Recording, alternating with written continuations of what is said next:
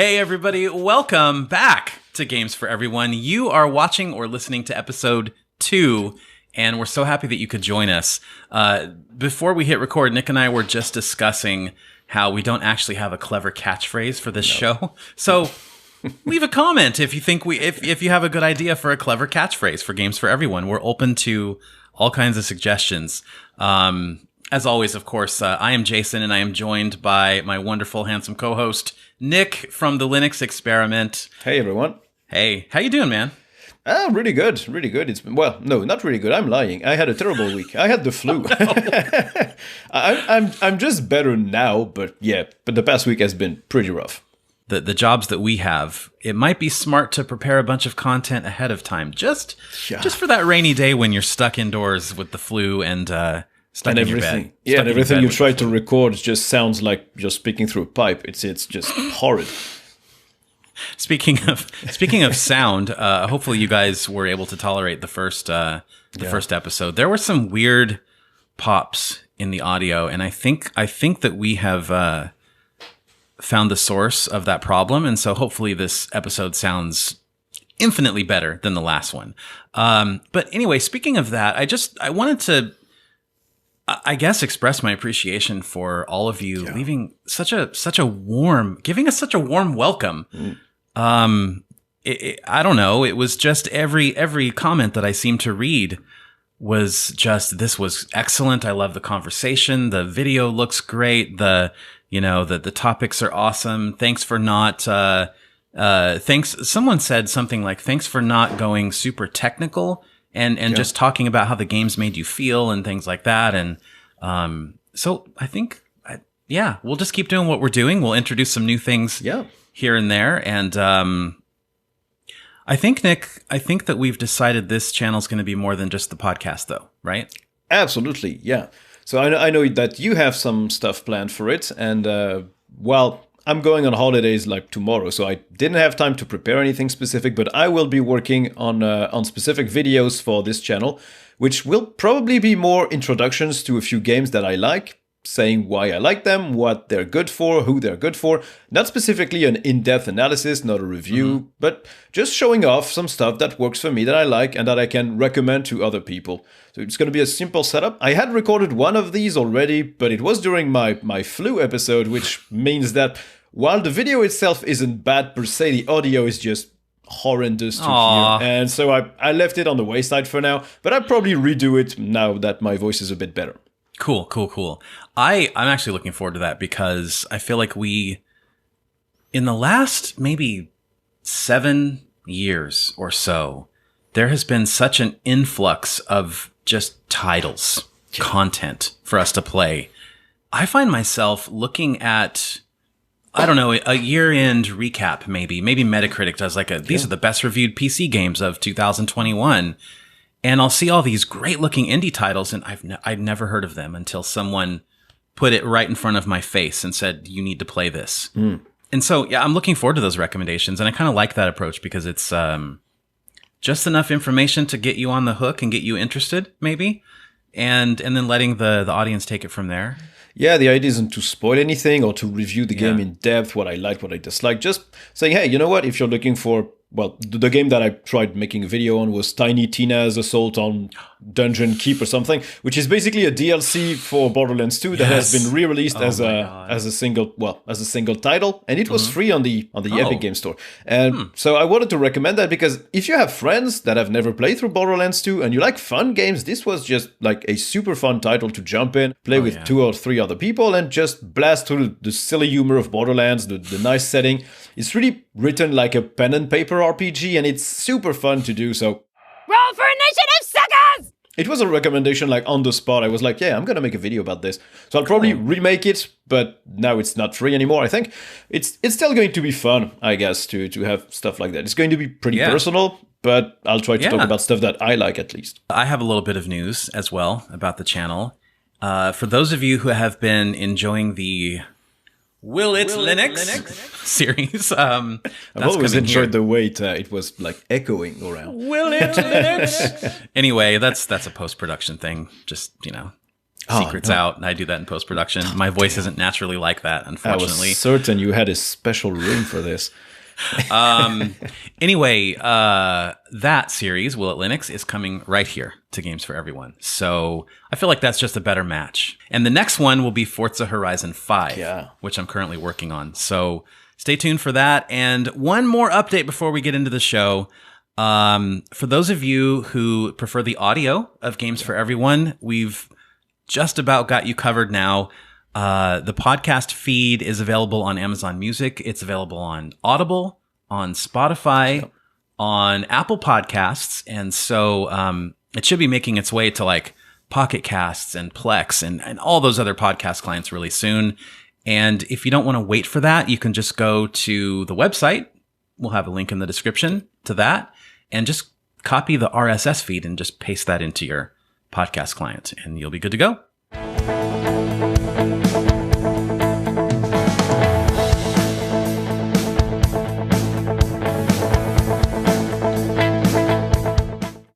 Okay, we got all the housekeeping out of the way. Let's talk games. Yep. So over in my Linux life, one of the things that I've always tried to instill in people is the fact that you can give back to the community. You can contribute to like your favorite open source apps or your favorite desktops without having to know how to write code, be a programmer, do this complex stuff. And there's so many ways, you can help with marketing, you can help with translations. There's so many ways to give back to those projects that you love. And I finally, after doing a lot of the preaching, now I'm kind of walking the talk a little bit. And I'm really, really excited about this, because I finally found the perfect way for me to contribute. So I'm only saying this as a necessary way to establish what I'm doing, not to gloat or anything like that. But for many years, I've had what's called a master Steam account and an Epic Games account. And basically what that is free access to the entire library, the entire catalog. Yeah, it's like the best thing that anybody could ask for. It's the holy grail, right? Yeah, it is the holy grail. And of course, you can still actually, you can still pay for a game when you want to give the developers money. But I thought about that fact, and I thought about the fact that I'm fortunate enough to have some very high-end hardware here in the office because of all the GPU reviews and hardware reviews that I do at Forbes. And game testing would be the perfect thing, right? Yeah.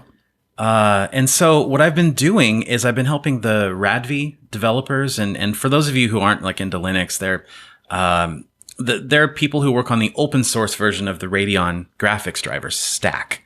And, they're really like hardcore talented. They're people from Valve. They're people from Red Hat, people from Google, people from all over the place that come together to make the Radeon performance on Linux as good as possible. And here's the important part, to get the Windows games running as quickly and as best as possible after the release date. And so this all happened so fast, but I reached out to a friend of mine and I said, look, I'd really love to just help you guys, help the Radvi graphics team on an ongoing basis.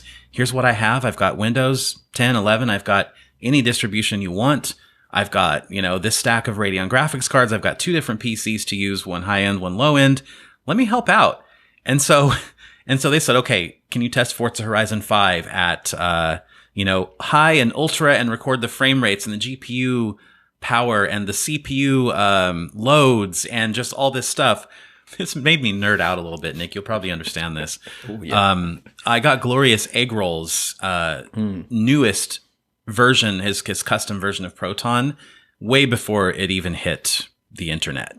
He's like, I made some tweaks with the help of some Valve developers. There's some tweaks in here that let Forza Horizon 5 run. I'm like, yoink.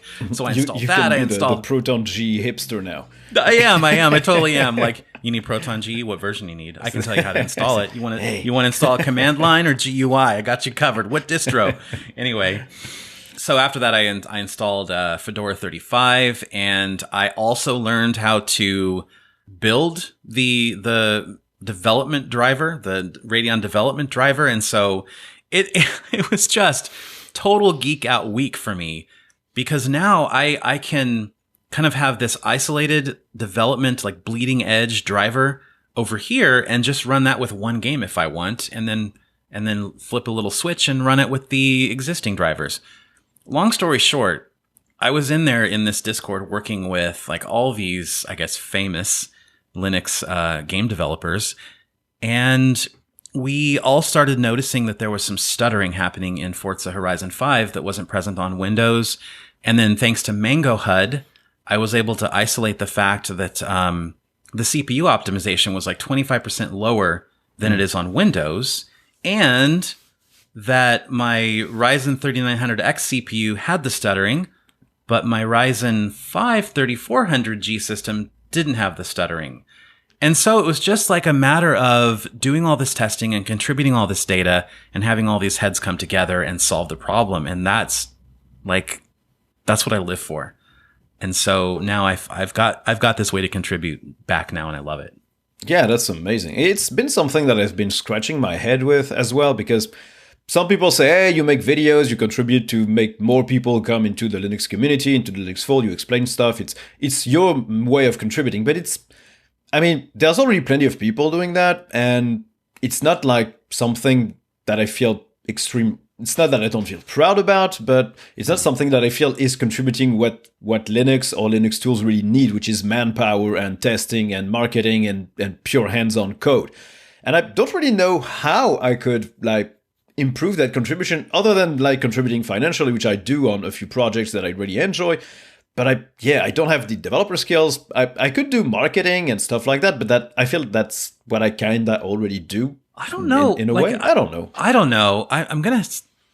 You're entitled to feel that way. I'm going to disagree with you a little bit, and especially because you have triple the subscription numbers that I have on my channel.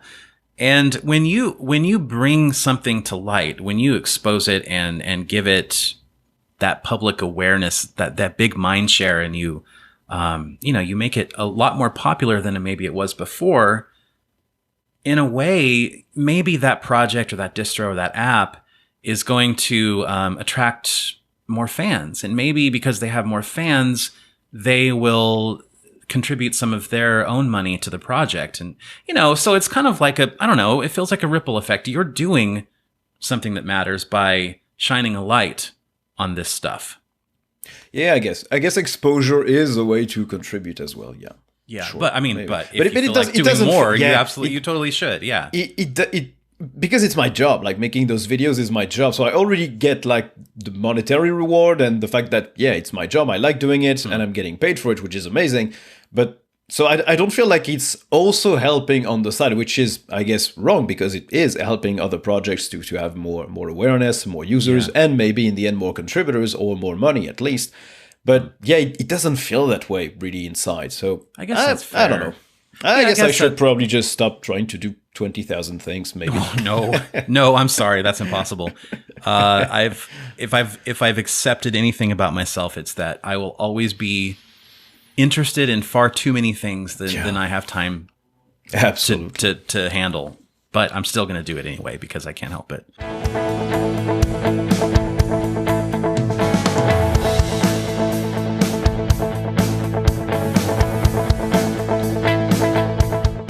We need to talk more about, and I never get tired of this topic, we need to talk a lot more about Steam Deck. Absolutely. Yeah, take it away. Valve had their Steamworks developer conference, which they basically only talked about the Steam Deck, virtually only about the Steam Deck. And it wasn't super technical, super developer focused. It's like a 3.5 hour long video on YouTube if you want to digest that. But they've talked a lot about the Steam Deck, and they've taught us a lot of things that we didn't really know, or at least they confirmed stuff that we already knew, and they added new information to the pile.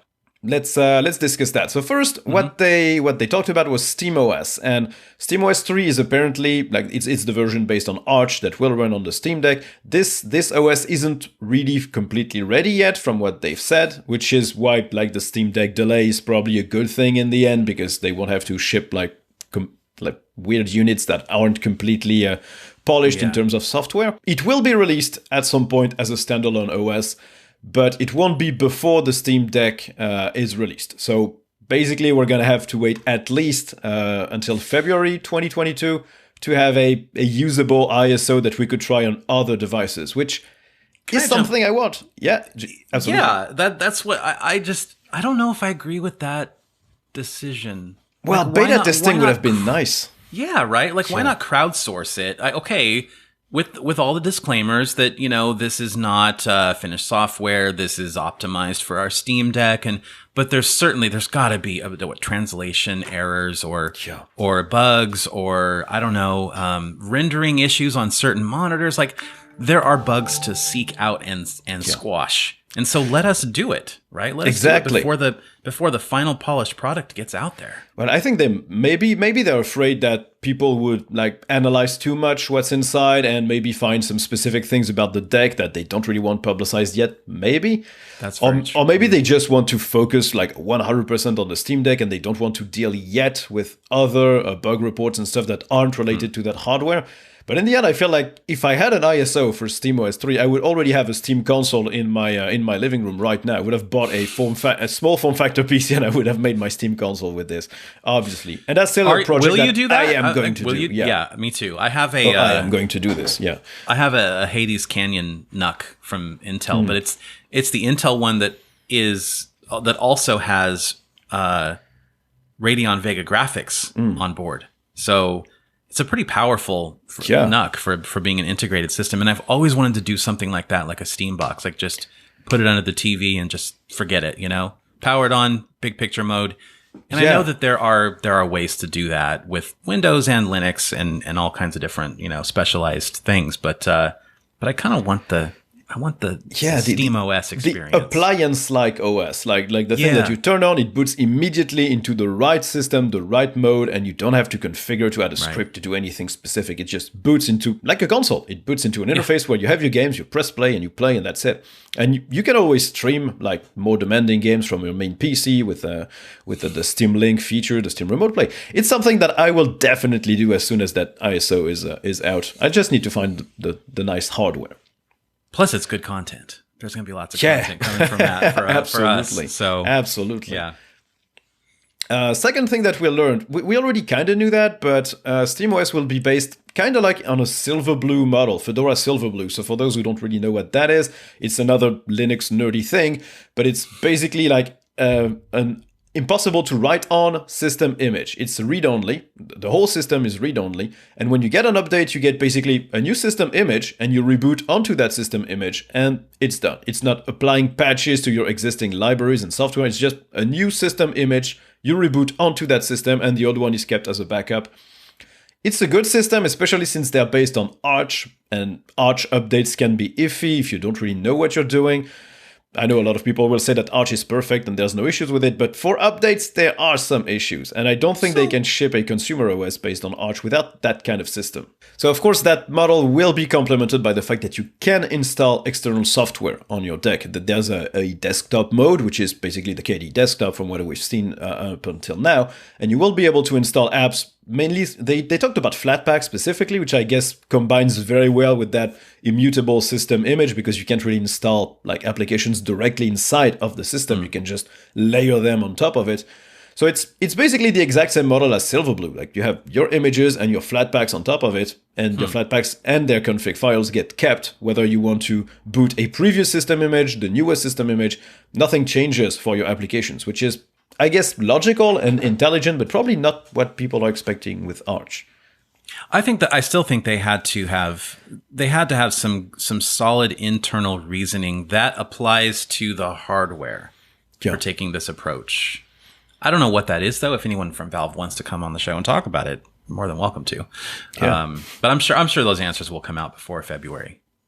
Yeah, I'm pretty sure people will like dive right inside the software once it's released and immediately pluck out everything that they can in terms of why they did it, how they did it, and it's going to be interesting, I think. Okay, so I'm going to breeze a little bit faster on this, but basically the system that they ship with SteamOS is going to have a unified search, so you can search your library, the store, what your friends are playing, the messages, etc. They're going to have a unified notification system that you can access from everywhere, which makes sense on a portable device. And they've also reworked how Steam Cloud works, which is For now, you're syncing your saves through SimCloud, and it only syncs if you shut down the game. But on a portable like the deck, it doesn't really make sense because you're probably just going to lock it, it's going to go into suspend. And so now they're going to sync the save when the game goes into suspend mode and not just when it's closed down. So it's still going to work well. It's nice that they thought about this, honestly, because cool. that had completely escaped me. Will that start happening on Steam, like on Windows too, or I don't know Windows if they're going to. Linux? I don't know. I don't know if they're going to bring that to other OSs or if they're going to leave that at the deck level. I don't know. It might be nice to like periodically just save your, regardless of what desktop operating system you're using, save the state of your game in case there's a power outage or a internet crashes or whatever. So final tidbits that they talked about were the fact that the Steam Deck only has 1 gigabyte of VRAM, but it's apparently going to be able to go up to use the 8 gigabytes of the device, which means that it's probably kind of like a unified memory architecture in which it can access basically every single resource available. It just has to share it with the CPU as well, so it's going to have a nice balance baked in. And they're also going to try to not throttle the GPU and the CPU as much as possible. They're going to throttle the speeds of the SSD. They're going to throttle charging speeds before, because they want to maintain a constant clock speed for the GPU and CPU to basically have the exact same play experience when you just started your deck or 2 hours later, which I think is a good idea for a portable console, so performance doesn't degrade over time. And I love the idea that the Steam Deck is going to theoretically give you the same performance whether you're plugged in and docked or unplugged on battery. They're just going all out to make sure that the experience will be like consistent and nice and smooth, and you just don't have to think about how to use your thing. You just plug it in or not plug it in, you boot it and you play, and I think it's nice. They're also going to implement a FPS limiter that you can enable or not. Apparently it's going to be optional, just to make sure that since your screen isn't more than 60 Hz on the deck, you can limit the performance to 60 FPS and thus not drain your battery life too quickly, which is, again, I think an excellent thing. I think that's nice to have on a system level because, like for example, I think the last 2 or 3 Call of Duties have had this graphics option where you can limit the frame rate when the game's minimized, you can limit the frame rate in-game, and you can limit the frame rate for the menus. Oh. So what I always do is I always go like, okay, 30 FPS for the menus, because why waste that extra energy on a menu? And you're in the menus a lot. Yeah. Between rounds, so why not? So like, yeah, that's a great feature to have. Yeah, absolutely. It's I never thought about limiting FPS in the menus. Yeah, it's smart. I think it's super smart. Yeah, and that about covers it for the interesting things about the deck. Sorry, I'm sorry. Okay, I'm sorry. It doesn't. It doesn't entirely covers it, but it covers the major points. Let's say one more major point for me. Of course, as a newly christened game tester. AMD's FSR technology will be baked in on an operating system level in a future update. So I don't know how long in the future that will take place, but it will be baked in on an OS level, and that is phenomenal because, as you guys may or may not know, on Linux you can use AMD FSR, which is an upscaling technology, which is great for more underpowered systems, letting you have higher image quality at lower resolutions. And on Linux, you can pretty easily implement that in almost every game in your Steam library, even if the game doesn't officially support it. And you can do it with AMD or NVIDIA cards. And so like just having like a switch, like a toggle in Steam to activate that, it's going to be incredible, especially for those times when you want to dock your deck and play at 1080p or maybe even 1440p. So that was, sorry, Nick, but that was like a huge standout feature for me. That was a great one. It's a big feature. And the fact that it supports games that don't actually support the feature is also pretty amazing. And I really do hope that they bring this to like regular Steam and don't just limit it to Steam OS, honestly, because that would be super nice to have inside of Steam. Like you just go into the properties of a game, you enable this, just no typing of a launch option, nothing like that. You just flip a switch and it works. It would be cool. Oh, we didn't mention that sexy white deck. Oh yeah, man, the Portal theme. Why can't we have that Portal? They'll sell it. Oh, they absolutely will. They'll be like, hey, everybody, since you've already ordered and fully paid for your Steam Deck, guess what? Now you can buy this special edition Portal version. Or you can buy the spare parts shell for only $200 and try to avoid your warranty by switching plates.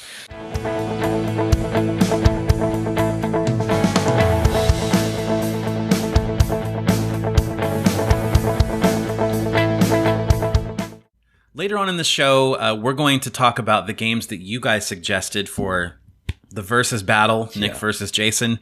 But for now, I want to talk a bit about what we're playing. This is something that we kind of touched on in like sporadic little bits in the first episode, but I really want to kind of dive in a little bit more, especially because you tend to play more indie, more, I guess, not quite as massively popular titles as I do. And so I'm really curious to hear what you've been playing lately.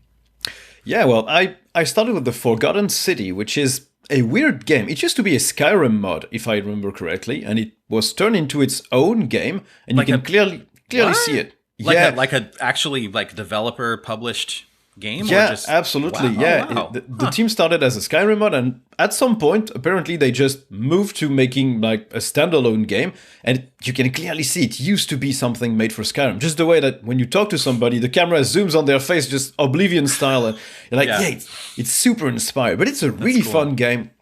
I'm not going to talk too much about the story. Basically, all you have to know, because it's going to spoil everything if I do, but it's a more of a puzzle-based game. You have very, very little amounts of combat. Basically, you're a person that just wakes up on the banks of a river. Somebody says, hey, you know what? I'm going to carry you back to somewhere else, but first, could you look into those ruins? Turns out those ruins take you back in time in a weird Roman city that has multiple statues that are very, very like look-alike, like very people-like. It turns out they're people. And they've been turned into statues of gold. And you understand that there is something called the Golden Rule, which is if you do something wrong, everybody dies. And whatever the wrong thing, if you steal a loaf of bread, everybody dies. Everybody dies. Yeah, they get just turned into statues. And so you have to... You get stuck into some kind of time loop where when everybody starts dying, you can run back to a portal at the beginning of the game and you restart the day as if nothing happened, but you keep your objects and your knowledge. It's basically so it's almost like a roguelike, right? Yeah, absolutely. Yeah, okay. But more puzzle-based than combat-based. And it's what a fascinating super premise, interesting. Though. I love the premise of that story. Wow. And as you dig deeper, you have basically only 20 NPCs or something, and you have to talk to them to piece together what they've been through, how they came here, and what they're expecting from this place, why they're conforming to the rule, and what they're not deciding, like, you know what, let's be done with it, I'm gonna steal something and everybody's gonna be dead, and let's be done with it. So you have to talk to people, you have to solve mysteries and stuff. It's super enticing, and I finished it in about 6 hours. I finished all the various endings, so it's a small title. I played it on Game Pass, so it was kind of free. That was my next question, is where it's at. Is it like PC, console, it seems to be on every platform. I played it on Game Pass on the Xbox One, but yeah, it seems to be virtually everywhere. I don't know if they have a Linux version, but I would expect it to run pretty well under Linux. I didn't try it, but I think it should. Just for fun, I'm going to look it up on ProtonDB just for fun, just to see... I'm pretty sure you can also play it with the cloud version of the Xbox Game Pass on any web browser as well. So you could play it on Linux this way, at least. The Forgotten City is a platinum rating on ProtonDB. So fantastic. For Linux users, you are good to go. Just plug and play. And yeah, I had a really, really nice time. It was like a small game. I finished it in about 2 afternoons. I can only recommend it if you like small puzzle games, story-driven. They're pretty great. Really fun. Nick, I need a game like that so bad, so that I can I want to feel accomplished. Like you finished something. I've been playing Death Stranding we'll get into it later, but I've been playing Death Stranding for like 6 weekends in a row, and I'm loving it, but I feel like I'm not getting anywhere, you know? Yeah, I understand that. Like monolithic giant titles with 70 plus hours are amazing. But yeah, you need sometimes to have that small bit of a game that lets you finish it in 8 hours, and you're like, okay, now I moved on from my backlog. It's cool. I did something. Cross one off. Cross it off. Exactly. So the second game I played was during my Halloween-themed weekend with my girlfriend, and we played House of Ashes, which is like the latest entry in the Dark Pictures anthology series. Basically, they're semi-horror games. If you played Until Dawn on the PS4, it's exactly the same type of games. If you play Detroit or Heavy Rain or stuff like that, it's also in the exact same vein, but they're always more horror-focused. You have multiple characters you play. We already had played with my girlfriend the two previous ones, which was Man of Medan and Little Hope, I think. And those are fun games. You can switch. You have multiple characters, and you can attribute specific characters to a specific player. So each time the game moves to a specific character, you pass the controller, or you can play online if you prefer. And so the person that uses this character can now play and enjoy the game, and maybe make their character die in horrible fashion, because generally that's what happened in the first time you play through these games. And it's really fun, really well done. It's a nice story. It's in Iraq, I think, but it doesn't like really revolve around the Iraqi war or whatever. It's more like they fall into a hole and boom, there's an ancient city and there's monsters. Basically, that's the whole thing of it, and it's kind of inspired by Alien, inspired by The Descent. It was an old movie with creepy creatures underground. It's a really good horror game. You can also finish it in about 6 to 8 hours. We finished it on the first time without getting anyone killed, which is rare, but you could also retry it to see if everybody can die, how they can die, when they can die. It's basically your choices impact who dies, who lives, and it's super fun to play. So this one as well, I can recommend. Would you recommend it for just a solo player? Is it just as enjoyable solo, or? It's probably not as fun. It's probably going to be fun because you see the impacts of your choices. It's not like the Telltale games like The Walking Dead and The Wolf Among Us, where your choices don't really mean anything in the end. Here, basically, you said, hey, I'm going to take this sword. Well, maybe you shouldn't have.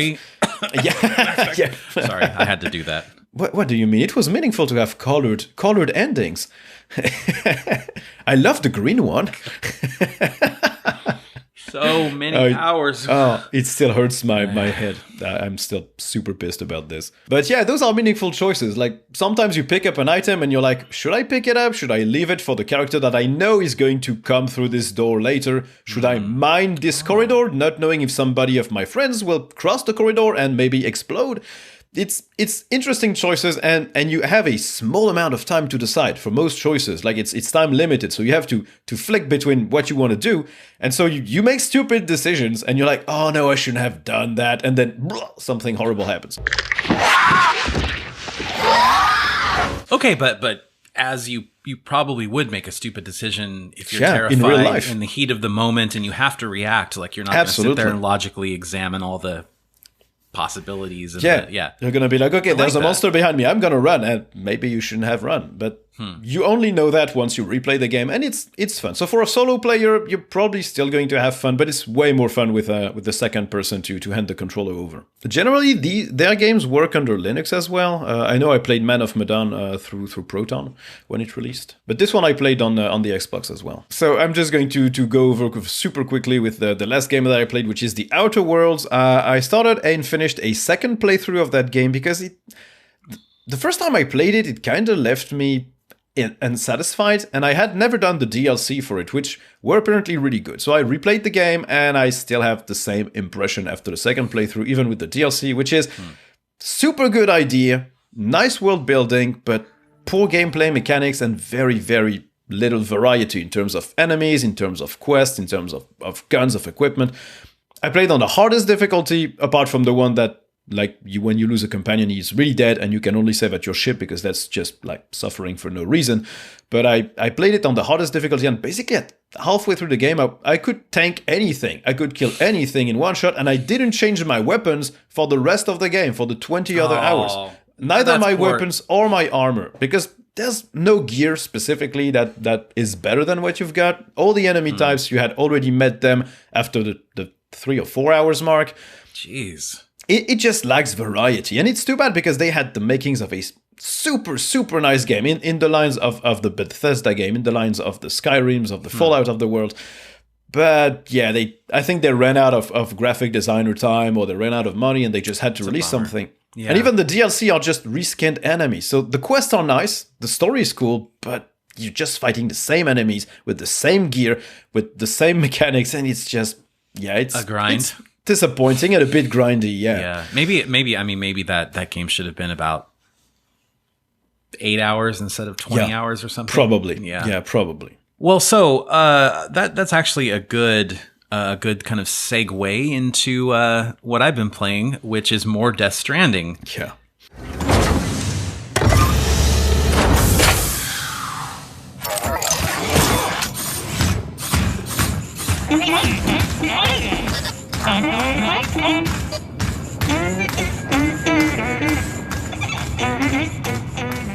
What I really appreciate about it is the pace at which the game rewards you and then challenges you.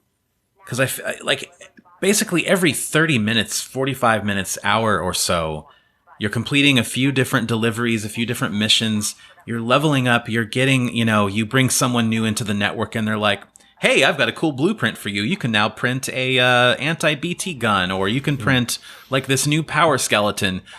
But because you can get those new weapons or accessories, the game's also going to throw like a harder challenge at you, or a new enemy, a new twist on the enemy type, or, maybe now they have like, for example, instead of like coming up and punching you, now they have like electric javelins that they'll throw at your vehicle. And so, and it's just constantly rewarding you and challenging you. And I love the pace at which they do that, because I never feel like, I gotta do 10 more deliveries and I'm not, okay, like, what am I doing this for? Yeah, it always gives purpose to what you're doing, right? Yeah, exactly. And I also realized, Nick, that I've been playing this game wrong.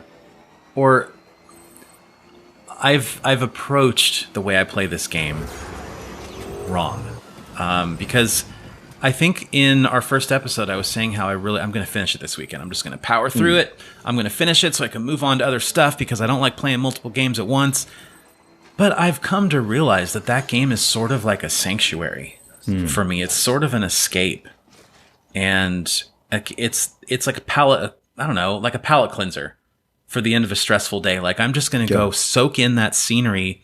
And yeah, I might get some terrifying BTs that try to kill me once in a while, but I'm going to soak in the scenery and enjoy how the landscape seems to change. Like, the more I do in this same area, it gets greener and it gets more, I don't know. It's like these subtle changes in the environment. And I realize I don't want to leave this game. I don't want to finish it.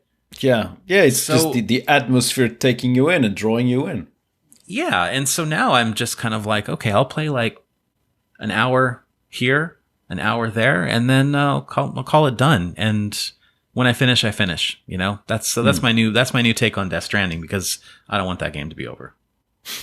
I can get the feeling. Like, I didn't feel that for other Kojima games. Like, no, the way you described like the blueprint system was exactly what I felt when I was playing Metal Gear Solid 5, because they're like, hey, here's a new weapon, here's a new deployable thing, here's a new thing, and the enemies tended to adapt to it, which is interesting. But the rest of the game just didn't feel more interesting. It just felt easier, and so it didn't really work. Yeah, see, I don't get that impression with Death Stranding. It doesn't feel easier. It feels more comfortable. Yeah. But not easier. It's never like every time I leave a base or an outpost and, tread across the wilderness to make a delivery, I'm always a little bit scared of what's going to happen on the way. Like, am I going to survive this trip? So I never go into it with a sense of... Yeah, of being overpowered or just being able to handle anything. Exactly, yeah. So yeah, and then of course you got to worry about your baby and your vehicle getting ruined by the timefall rain, or just there's so much to worry about, and yet it's such a relaxing game. It's paradoxical, but it sounds cool. It's really unique, a really unique game. On the other side of the spectrum, I've been playing Call of Duty Vanguard.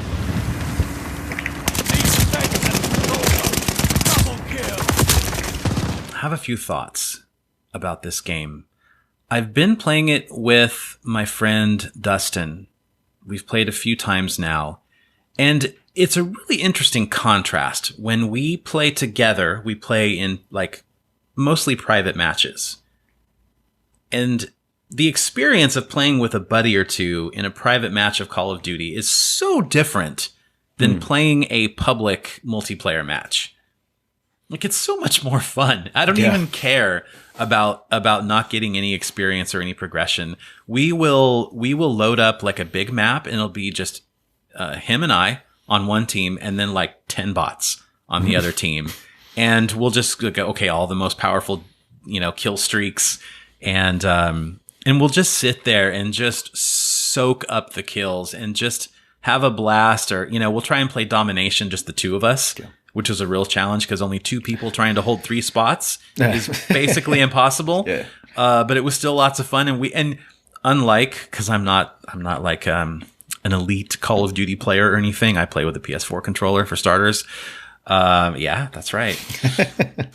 But I never get an opportunity in a public match to call in like those really high powered kill streaks. So Dustin and I will just select only the high-powered ones and like, all right, yes, I'm a flame knot, or like call in the freaking airstrikes or whatever. But it's like, in a way, it's sort of more of the same. Yeah, it's more Call of Duty, except with a World War II reskin, which is how that game started. But when that game started, when the original Call of Duty came out and it was World War II, it seemed to like respect the war, more than the modern game does, by a big margin, right? It was terrifying playing the first Call of Duty. They're like, you saw the horrors of war, and now, of course, modern Call of Duty, you're just like this overpowered badass. Yeah, you're running around everywhere, jumping through corners. You're killing people in like a single millisecond on the mouse button, and you have killed 3 people. It's super nervous and speedy. Yeah, and that's not to say that it's not fun, but it's what I mean by a reskin is it looks phenomenal. I've been playing it with my my Radeon 6800 XT at 4K. And with HDR on, and I mean, it's one of the best looking Call of Duty games, because I bashed Call of Duty in our first episode. Yeah. I had a little side comment about how it looked like garbage, but not anymore. Yeah, not this one. No, this team has done wonders with the graphics. It's really just enjoyable to look at. But the gun mechanics, like, they still have that arcadey, fast Call of Duty feel. So these aren't how the guns would feel. These aren't how World War II era guns would feel. Yeah. Absolutely not. And you've got kind of these analogs, these here's a World War II replacement for the spy plane. Call in some intel, right? Pick up the little communicator and call in some intel. The RCXD, that little remote control RC car that you can pilot, on the ground and then detonate wherever you want. Well, Vanguard has the little mini Goliath tank that you can remote control on the ground and then detonate it somewhere. So it's like these less sophisticated gadgets and technology, but it still feels a lot like playing something like Warzone or playing the last Black Ops. It kind of feels exactly the same. Yeah, it's more like a reskin mod than an entirely new experience. So I'm not sure. I'm not sure how to feel. I don't know if I'll stick with it. I will probably be... I'll probably be the guy who plays like when Dustin wants to jump in and play for an hour or two. But I have a feeling there's going to be some like FPS burnout between the new Call of Duty, Battlefield 2042, and Halo Infinite. Like, that's going to be a real tough fight for these publishers. I don't know where the majority of people are going to land, but I do know that Halo Infinite the multiplayer for Halo Infinite surprise launched a few days ago on Steam. And they had, like, on a Monday, with no announcements, they had it's like, hey, here you go. And they had, without any fanfare, they had 250,000 concurrent players. And from what I've read, it's actually excellent. Like the gameplay feels really on point. Well, it's probably more interesting to Halo fans, which I kind of am. But yeah, it seems like they really nailed it. The feeling of the weapons, the slides around, the jumps that you can make. They really recaptured that feel of Halo multiplayer, but with a more modern look and feel and a few more like modern systems that they added on top. And apparently it's really, really good. And that what you described is exactly why I loved Destiny 1 and 2. Yeah. But I'm expecting that, of course, with Halo Infinite, will be a lot less grindy. Hopefully. I've also heard bad things about the Battle Pass, so I don't know. Yeah. But I will be checking it out probably tonight. So maybe I'll have a report for you guys in the next episode. And aside from that, I mentioned Forza Horizon 5 at the beginning of the show with my playtesting for the Radv devs, and I've been playing that for pleasure as well because it's just beautiful. Yeah, I can't even. It too is more of the same. It's another Forza Horizon game with a few extra features and more cars and more everything. But my God, man, it's like photorealistic. Yeah, I only saw some screenshots and a few bits and pieces of gameplay, and it looks amazing. Really amazing. The reflections, the water effects, the scenery everything. Sliding by, it's just wonderful. Everything. You drive through a cactus, it looks real. You know, go through a jungle or I don't know, you see a plane flying. You see a plane flying. Everything looks very realistic. Yeah, it looks gorgeous. Even on lower settings, it looks great. So I don't know what Playground Games is doing over there, but they're like, and it's not quite there on Linux yet, but on Windows, again, it's like ridiculously optimized. You can play that on a really low powered machine and still have a great time, I think. Yeah. So anyway, I won't go into that one too much, but if you like Forza, you'll play this. If you haven't played Forza Horizon, and maybe you enjoyed games like Project Gotham Racing back in the day, you might enjoy this too. Sort of like that, but open world. And that's what I've been playing mostly. I did kind of ditch the iPad games the last couple of weeks because there's been too much good stuff to play on a real machine. So yeah, well, at some point you got to make some choices. I know. Let us know what you guys have been playing. Because like I said to Nick earlier, you know, there's so many games out there that probably have not even crossed our radar. And I'm sure that other people in the community might like your recommendations too. So let us know what you guys are playing. Last, but definitely not least.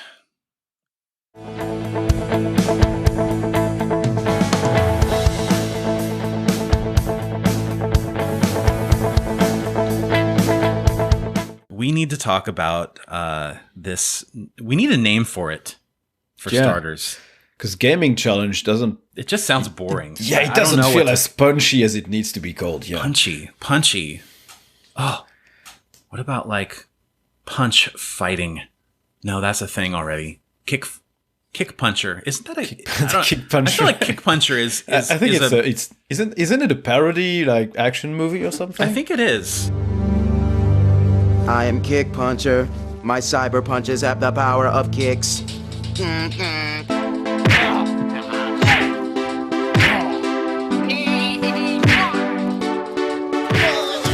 We told you that we want to have a game to to compete over. Nick, you better take this. I've been talking too much.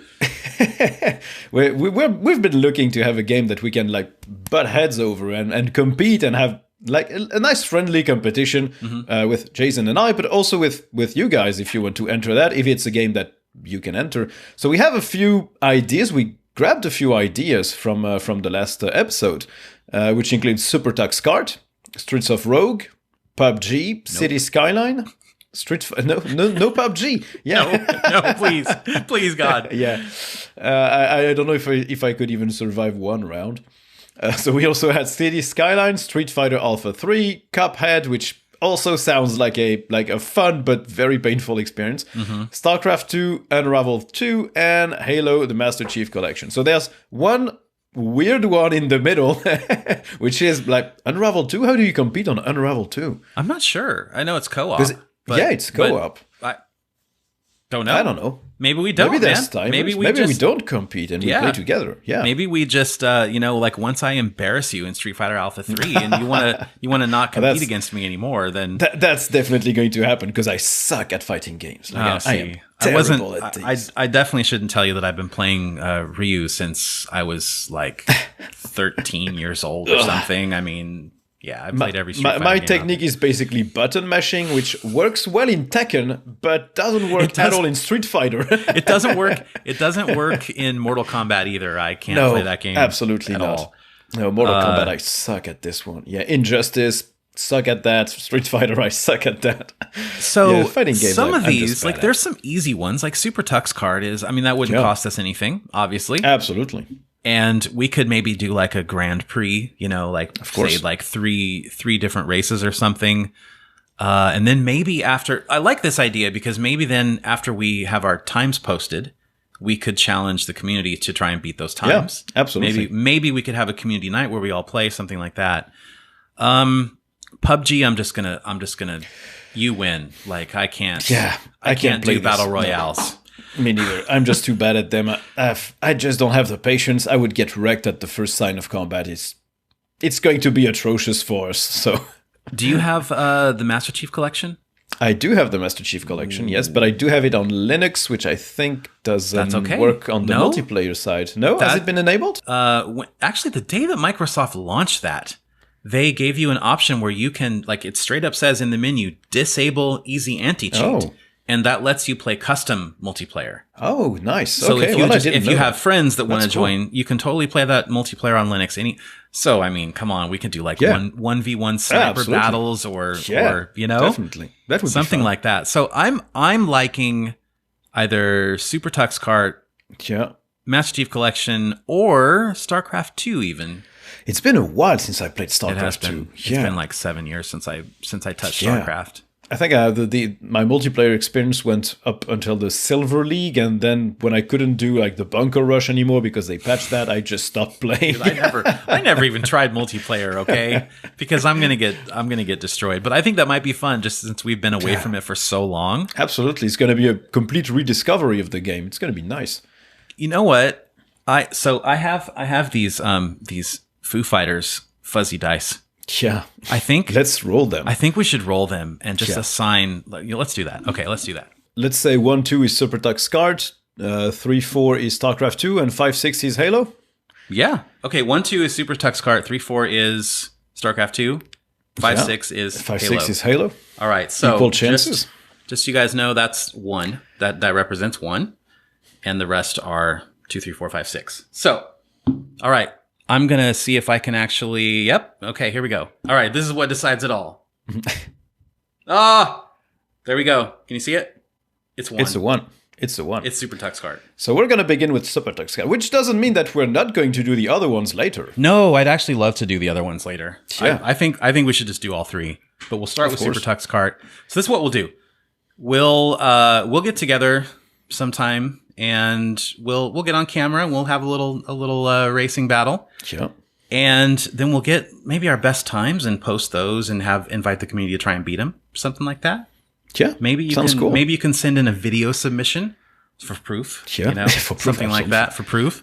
We'll just take it from there. So that sounds fun. Yeah, first one, Super Tux Kart. And we'll see about the other ones. But yeah, it would be fun to have a nice StarCraft 2 match or Halo battles. Would be super fun as well.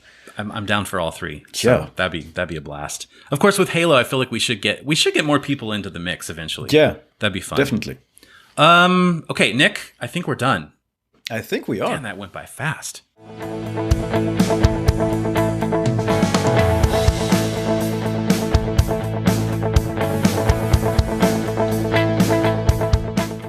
Well, before we say goodbye, do you want to tell everyone where they can find your content? Yeah, your thoughts and ramblings? Definitely. So, well, for the thoughts and ramblings part, you can find them on Twitter, because that's where that's my stream of consciousness, full of stupid ideas and comments. But if you want to have more focused experiences about Linux specifically, you can follow me at The Linux Experiment. It's my YouTube channel. It's also on Odyssey. I post 8 to 9 videos per month, and I will still be posting while I'm on holidays for the next week. So if you want to subscribe and watch that, it's very nice. It is very nice. Can confirm. Also, I'm going to have to put this in the video now, but I found 2 different excuses in my last 2 videos to pull out your clip where you go, "Oh, he's going to talk about elementary OS again." And I just stuck that in there right before I talked about. Yeah. Anyway, so that was great. I saw it. Yeah, that was a fun video overall. Anywhere else? No, I think that covers it. Twitter, Okay. YouTube, and Odyssey. Yeah. Well, Mastodon as well, if you want to. Yeah, if Mastodon. if you don't really like Twitter, there's Mastodon as well. You can find me on Twitter talking about kind of the same things I talk about here, in addition to some music and some Linuxy stuff and some just whatever. I don't know. Yeah, I don't know what I'm talking about anymore.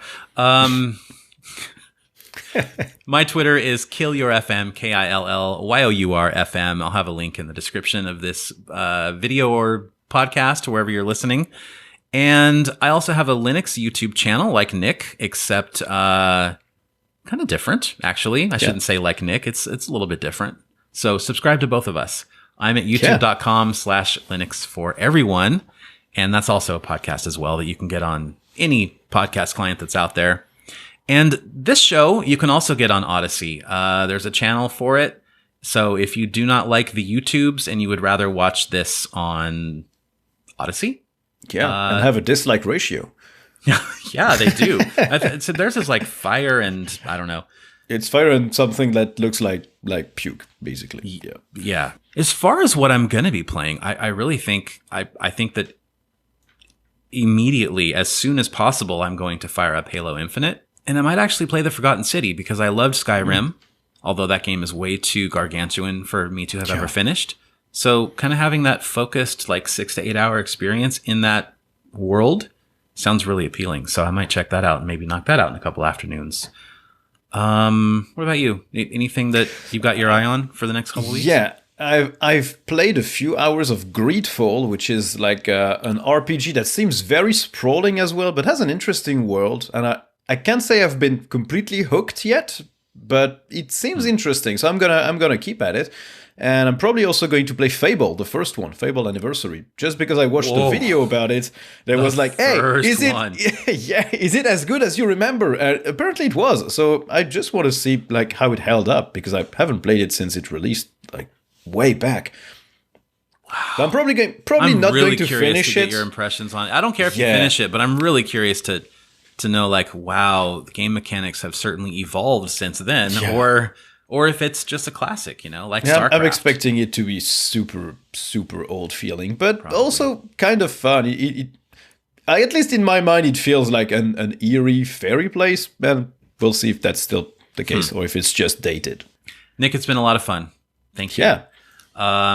And you guys, thanks for being here. Thank you for watching or listening. Like I said, your response, I feel like you guys just kind of embrace this with open arms, and it makes us really happy.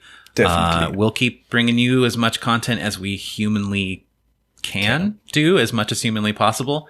And just keep commenting, letting us know your gaming stories and your recommendations and what you guys are up to. So thank you guys for watching this show or listening this show if you prefer the audio version. And, well, I guess we will see you back in a couple of weeks. Absolutely. Thanks for watching, everybody. Or listening. Bye. Okay, we're gonna go before we say more stupid things. We'll talk to you later.